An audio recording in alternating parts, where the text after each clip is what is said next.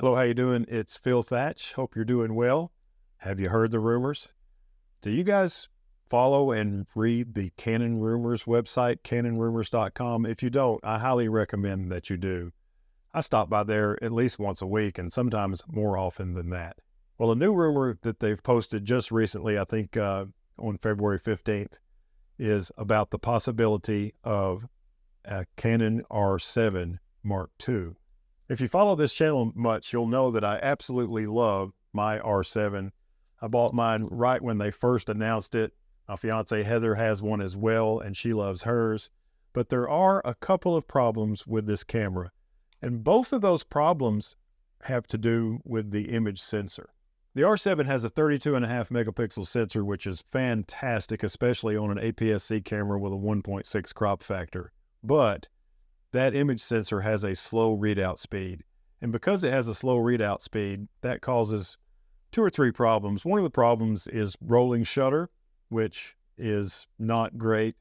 If you are tracking a bird in flight, you'll be able to track the bird, but if there's anything in the background, it'll probably lean when you make your shot.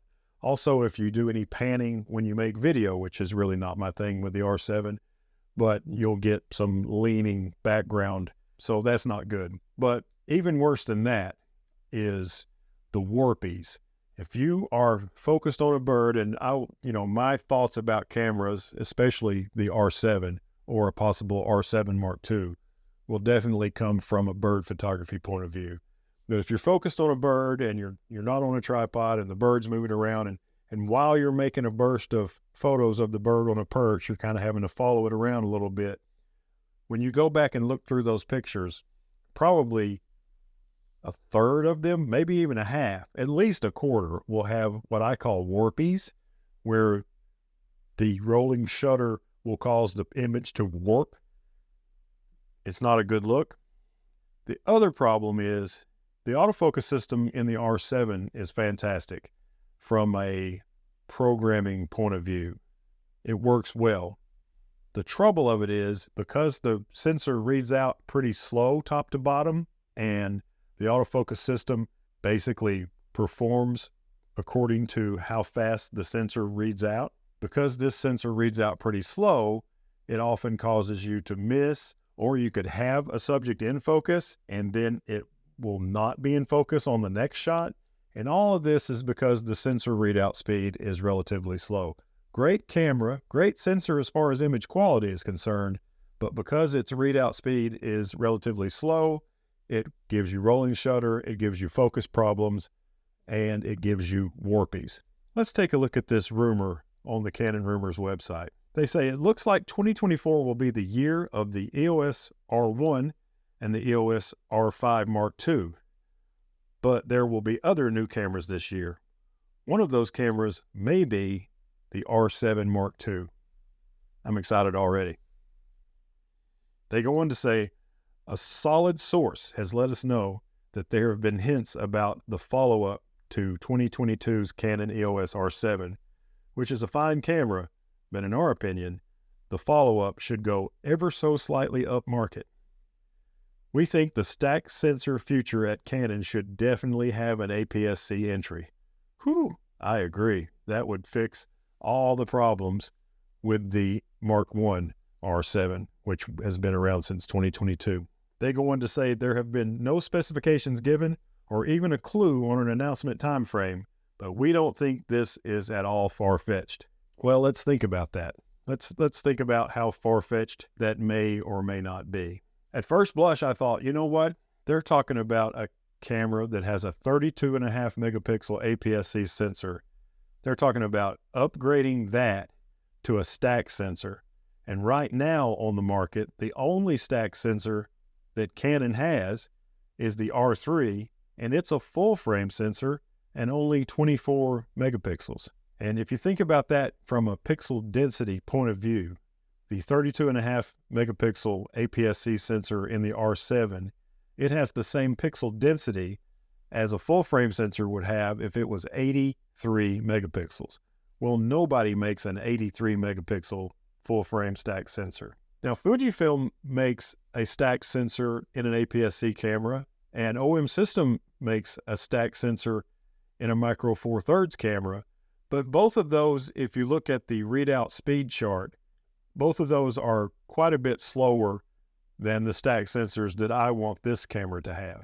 The fast stack sensors are the R3, which is the slowest of the fast stack sensors, the Sony A1, and the Nikon Z9 and Z8. All of those stack sensors are fast enough to where you don't have problems with rolling shutter, and it's the rolling shutter problems that give the R7 its struggles, plus the slow readout speed affects the autofocus system. So the fact that Canon's best stack sensor currently is only 24 megapixels makes me say, I don't think that's very likely that they're going to put a stacked sensor in the R7 Mark II. But let's dig a little deeper. If you look at the rumored specs for the R5 Mark II, which is definitely due to be replaced. As a matter of fact, the R6 and the R5 came out at the same time, and I've had my R6 Mark II for over a year. And the R5 Mark II is still not out. But the rumored specs are, well, there's lots of rumored specs, but let's talk about the one rumored spec that is important to this discussion. And that is, it's rumored to have a 62 megapixel stacked sensor. Now that is awesome. That would be the highest resolution stacked image sensor on the market. And if you use the same pixel density as that 62 megapixel stacked sensor, and you shrink that down to a 1.6 crop APS-C sensor, so you have the same pixel density, it would be a 24.2 megapixel APS-C sensor. Now, I know 24.2 is less than 32.5 that the current R7 has, but I think a 24.2 megapixel stacked APS-C sensor would do two things. One, it would be great. And two, while it would disappoint some people of the lower resolution, I don't think it would be a problem at all for bird photography. 24 megapixels on an APS-C sensor is plenty. And if they can actually make a 62 megapixel full frame stack sensor, I believe they can actually make, because it has the same pixel density, a 24.2 megapixel stacked crop sensor.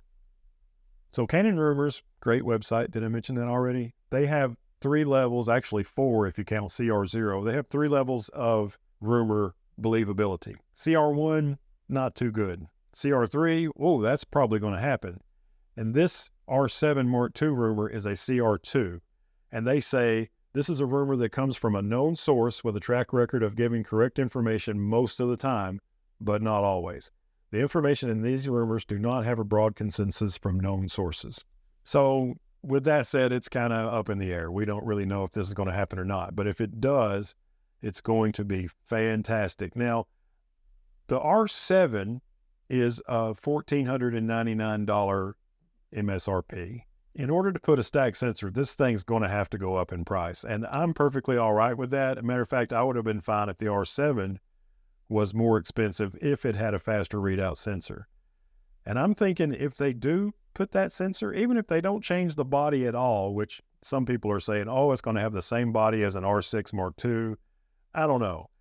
But even if they keep everything the same, except put that stacked 24.2 megapixel image sensor in it, I think the price has got to go up from $14.99 to at least $19.99 and maybe even $21.99. But it's a no-brainer if you're a bird photographer in the Canon system to buy that camera, even at $21.99 or maybe even $24.99. Like, I think if they put it in the R6 Mark II body, like some people are saying that they might, and put this stacked sensor that I'm theorizing might be 24.2 megapixels, if they put that combination together, I think that camera should cost $24.99. It does make you wonder, though, about the R5 Mark II having a 62 megapixel stacked sensor. If that is what the R5 Mark II has, what is the rumored R1 going to have? I mean, I can't imagine it having less megapixels than that and the cheaper camera having more.